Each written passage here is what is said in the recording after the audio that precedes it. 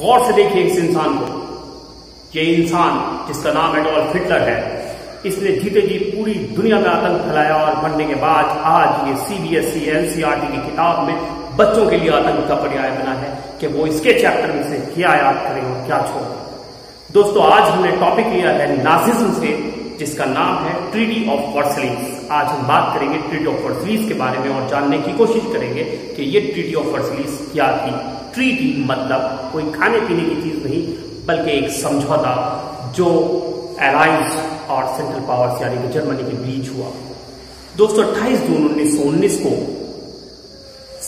Germany के साथ allied power ने एक समझौता किया, जिसके कुछ मुख्य पॉइंट जो कि नीचे लिखे हैं उनको हम एक एक करके डिस्कस करेंगे।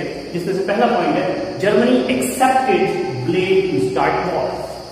ट्रीटी ऑफ वर्सलीज में जर्मनी ने यह बात एक्सेप्ट की कि पहली वर्ल्ड वॉर का आगाज जो हुआ था वो जर्मनी की ही वजह से हुआ था, और इसके साथ साथ जर्मनी ने ये भी एक्सेप्ट किया कि वो पेनल्टी देगा 31.4 बिलियन डॉलर्स की, जो कि पुनर्गठन के काम आएगी उन मुल्कों के जिन मुल्कों में जर्मनी की वजह से तबाही मची थी।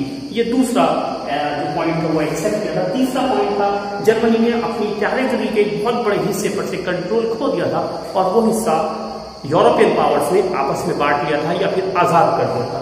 नेक्स्ट पॉइंट था Germany cut its army to 1 lakh man. Germany की आर्मी से तकरीबन 1 लाख लोगों की छुट्टी कर दी गई थी। जर्मनी की आर्मी को छोटा कर दिया था। इसके अलावा जर्मनी के हवाई जहाजों पर जो कि एयरफोर्स में थे और जो शिप थे उन पर भी पाबंदियां लगा दी गई थी। एक और जगह जिसका नाम था ग्रीनलैंड, उसे डीमिलिटराइज किया गया।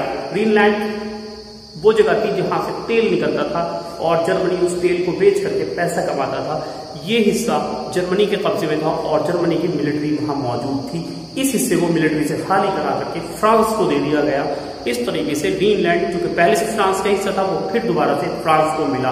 और आखिरी पॉइंट था डिसैंटमेंट। जब वाइमर कॉन्स्टिट्यूशन की जो सरकार थी उसने ट्रीटी ऑफ वर्सलीज को एक्सेप्ट किया, उसने ये तमाम चीजें एक्सेप्ट की कि जर्मनी जिम्मेदार है युद्ध का, जर्मनी नुकसान का जिम्मेदार है, जर्मनी जुर्माना भरेगा और तमाम बेइज्जतियों के साथ जब लोगों को इस बात की जानकारी मिली तो उनके मन के अंदर एक गुस्सा बैठ गया। वो गुस्सा था एलाइड पावर के खिलाफ, इससे भी ज्यादा गुस्सा था उस वाइमर रिपब्लिक के खिलाफ जिसने इस ट्रीटी ऑफ वर्सलीज को एक्सेप्ट करके जर्मनी के अंदर डेमोक्रेटिक सरकार की एस्टैब्लिशमेंट की थी। और लोग मन मन में बहुत बुरी तरह से इस वीमर रिपब्लिक और इस ट्रीटी के खिलाफ हो गए थे। लेकिन जर्मनी के भीतर कोई ऐसा चमत्कारिक लीडर था ही नहीं जो जर्मनी को इस मुसीबत से बाहर निकाल दे।